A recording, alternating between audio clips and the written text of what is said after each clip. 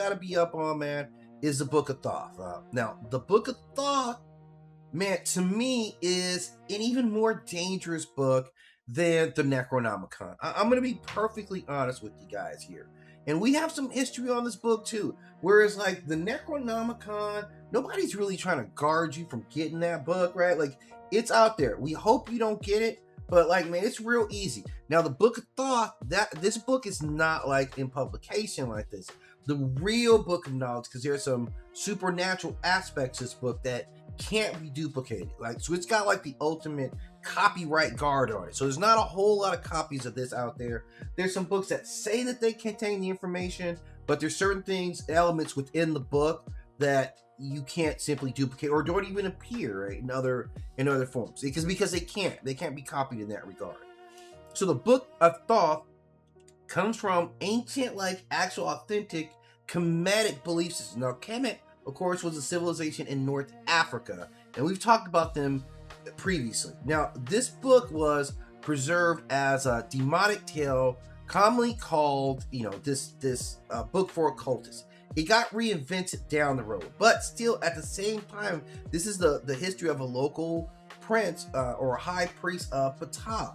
And this was famous for the studying, identifying, and restoring ancient monuments. This is who this person was. So he was intricately had hands-on. And these Egyptian storytellers spun this tale of this scholar from the past who became a powerful magician searching for this knowledge. So the book is attributed to Djehuty, which is what his Greek name, right? Thoth, right? And his Greek name would be Thoth. He was known as Djehuty. And this is the Egyptian or Kemetic nectar associated with writing, sacred knowledge, but also magic, mathematics, measurements, and divine judgment. So this was a full body of work, right? The Book of Thoth is the very bones of understanding the cosmos, right? It's very different than the Necronomicon. The Necronomicon helps you identify some stuff, but this book is telling you how this actual universe actually works, right? So it's very powerful. So this is not simply a book about just simply a spell book. It is a book that contains knowledge belonging to the divine administrators of the universe, right? The guys who actually run the universe. This is their manual. Like, this is their book of like, oh, okay, all the answers are right there. They refer to this book when they have to do stuff. So it also contains some spells. It does contain spells, 2 extraordinary spells to start it off. The first spell is Dominion through Understanding. This is an actual spell. And the reader can comprehend the languages of birds, right? Animals, and other living creatures. It also gives the spellcaster knowledge of the sky, the earth, the waters, the mountains, and the duat. Now that would be the realm of the dead. That's a full body of knowledge right there, man. That's everything that you would need. And this is more than just the ability to talk to animals. It's more than that. It represents access to hidden language connecting every part of creation, down to like the microscopic. Now you get everybody's perspective. And the reader can perceive the portions operating beneath the visible world. So you see all the lines of magical energies and dark energies and emotional energies are all there right before you. You can see everything. It was all a dream when you used to read Word Up magazine. So the reader can behold the gods. Like, you can see everything. You can perceive the forces operating around world civilization right now. Now, the second, let me take a sip before I get to the second. It's a doozy. Now, the second major spell in this book is the Vision of the Divine Order, right? Vision of the Divine Order. Now, the reader, if you can grasp this one, now you can behold the gods, okay? You dig where I'm coming from with this one? This is about seeing celestial beings and the divine movements of the heavens, the divine world, the sun, the moon, stars, the quasars, sound like Elroy Jetson. These are divine beings that are no longer distant mysteries. You're connected with them. You see their true forms. You see their ordained paths. They are now visible to you. Like, you can see their calendars. You can get to their Rolodex. You can see like their contact list, access their phones, right? You get their data, all that stuff. You get their Wi-Fi passcodes. So these guys, now you know everything about them. And these two spells together, right? This is where it's really a doozy.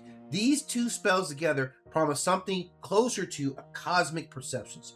The first reveals the language of creation, and the second reveals the structure of the governing creation. So this book doesn't merely provide information, it changes the way the human mind is capable of seeing.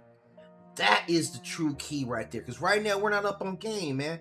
We're ignorant, man. We're ignoramus is down here, just running around living. But there's a whole nother level of language, and it's sitting right there in that Book of Thoth, man. If you can get that into your brain computer, it takes you to a whole nother level. So we did have a thief. His name was, before that there was a thief. It was, I'm going to mutilate this name. It's Nanfer Ptah. We're just going to call him Ptah, right? And he learns that this book is hidden near the Koptos. It's sealed in a section of containers and submerged beneath the Nile itself. And serpents guard it, including an immortal serpent that cannot be killed, right? As soon as you kill it, it comes right back to life. So Ptah overcomes the guardians and he takes this book. He's about that life. But possession of it does not make the theft of it legal. Thoth appeals to Ra for judgment. Like, Thoth says no. And what happened is this guy, Nanfer Ptah, his son and his wife died. And he eventually dies as well. And he is buried with the book, carrying the forbidden object into his tomb. So it's sealed away with him. Now, the warning could never be clearer. A previous prince obtained the book, masters its power, and lost everything that he does. So now, Setne decides to do exactly the same damn thing, right? He takes the theft, and this time, the previous Ptah is in the womb, and he finds it. And this person tells him the entire history of the book and explains the devastation that it's going to bring. Now, since he listens to the warning, and he's still like, I want this damn book. Like, I got to have it, right? So he challenges him. He says, I'm going to give you a contest for possessions book. But he eventually escapes the tomb, and he carries the book off, apparently believing that defeating his dead guardian now made him the rightful owner of this book. Wrong, right? We know how this story goes. Wrong. I don't know. What do you mean the name of the Black Pharaoh is going on here? I don't understand what you're talking about, man. I'm not sure, but I'm breaking down the sacred knowledge on like forbidden knowledge, man. Like, it's right there, man. I don't understand how you don't understand what's going on when it's right there. Like, right, look, if you listen real fast, you'll catch up, right? So I'm gonna get right back into it. So he takes this book, and now you're gonna end up facing this punishment, right? After taking this book, Setne encounters an extraordinarily beautiful woman. Overcome by desire, he agrees to increasingly horrifying demands to possess her. He surrenders his property, abandons his dignity, and appears to order the death of his own children. At that moment, he realizes that he's obtained everything he desires. She disappears. Everything collapses. She's gone. He finds himself naked and humiliated, and discovers that these nightmares were simply illusions that she put to his head. Yeah, let's just enjoy it. Let's just enjoy it, right? I'm not going to release any dark knowledge. I promise you, I'm not going to release any of this knowledge myself. Like, I'm absolutely the safest one here treating this. And so he chose him all the stuff that could have gone wrong and spares him from actually having to go through that. You will kill your children and all this stuff. So he returns the book back to the tomb, right? And recovers the bodies of the man's son and places them all together to reunite them in death. So this book is so dangerous because it'll change your perspective. The book itself isn't evil.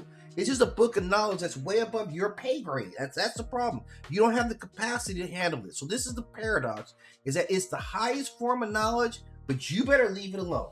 Because if you touch this knowledge, you are not prepared. They build it all this security. Why do you think somebody would hide something underneath the Nile, right? That's the whole thing. We can't handle regular knowledge like fire, splitting the atom,